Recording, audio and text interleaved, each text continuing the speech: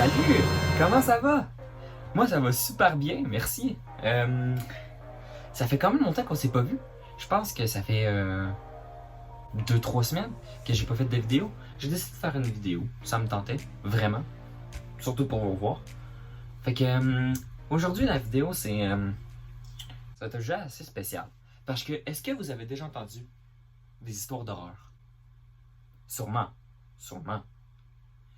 Si oui, ben, vous avez pas entendu l'histoire d'horreur que je vais vous raconter. Parce que sur cette vidéo, ça va être les 3 histoires d'horreur à ne jamais raconter à l'Halloween. Mais avant que la vidéo commence, je vais juste faire un petit message que j'aimerais ça que vous allez vous abonner à ma chaîne pour que je puisse refaire des vidéos de ce genre. Parce que, comme avec elle de Randomistica qui a super bien marché, ben la plupart se sont pas abonnés. Fait que j'aimerais vraiment ça que vous allez vous abonner.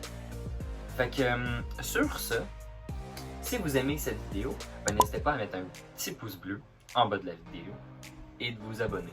Ce qui me ferait énormément plaisir. Donc je vous laisse sur cette vidéo. Oh putain. Bruh. Look at this dude. Merde, la vidéo commence. Ah, look at the top of his head. Excusez-moi, c'est parce que je suis en train de tuer une mouche à merde avec une tapette à mouche. Je sais plus à où, mais si vous la voyez pendant la vidéo, ben dites-moi là dans les commentaires. Comme première histoire d'horreur que je vais vous raconter, le titre se nomme Le vieil homme et la tarte aux pommes.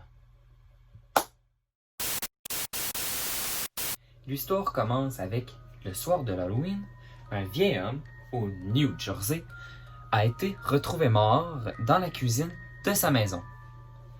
Il vivait seul avec sa femme. L'homme n'était pas de nature facile. Il maudissait les enfants. Le 31 octobre du matin, le vieil homme avait minutieusement inséré des lames de rasoir dans des pommes qu'il prévoyait distribuer aux enfants le soir venu. Mais c'est quoi qu'il pense dans sa tête là? C'est quoi qu'il y a dans sa tête là, en ce moment là? Oh, bref, on continue l'histoire. Sa femme, qui supposait fermement aux actes criminels de son mari grincheux, décida d'arrêter le massacre prévu par le vieil homme.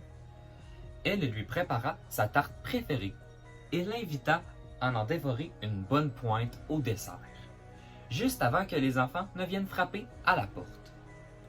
L'homme, qui à la manière d'un porc, prenait d'énormes bouchées de tout ce qu'il ingérait.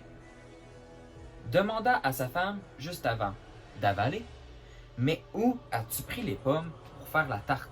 Je les avais toutes prises ce matin. » C'est en ingurgitant qu'il obtient la réponse à sa question alors qu'il se trancha la gorge de l'intérieur.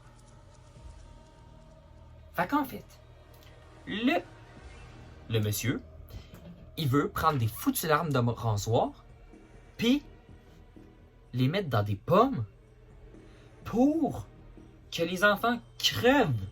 Parce qu'il n'aime pas les enfants. Mais si t'aimes pas les enfants, qu'est-ce qu'ils t'ont fait les enfants de toute manière? Bref. Puis après ça, sa femme prend les foutues pommes avec des lames de rasoir dedans, puis les fout dans la tarte aux pommes. Fait que ça fait une tarte aux pommes avec des lames de rasoir. C'est quoi l'utilité? T'aurais juste pu appeler la police. C'est ça qui finit l'histoire à propos de la vieille homme et la tarte aux pommes. Fait que passons à la suite. Comme deuxième d'histoire d'horreur, le titre se nomme Le casse-tête.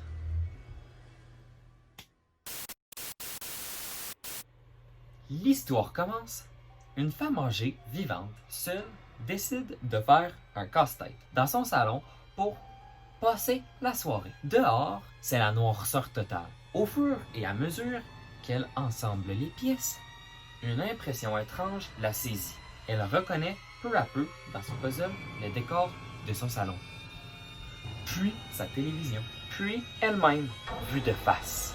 De plus en plus fébrile, elle continue. Les dernières pièces du puzzle qu'elle assemble sont celles de la fenêtre derrière elle. Toute la dernière pièce du coin de la fenêtre montre le visage terrifiant d'un homme qui la regarde. La dernière histoire, et non la moindre, se nomme La voisine.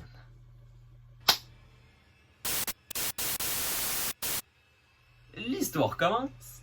Un jeune homme habitait dans un immeuble. Une nuit, quelqu'un frappe à sa porte.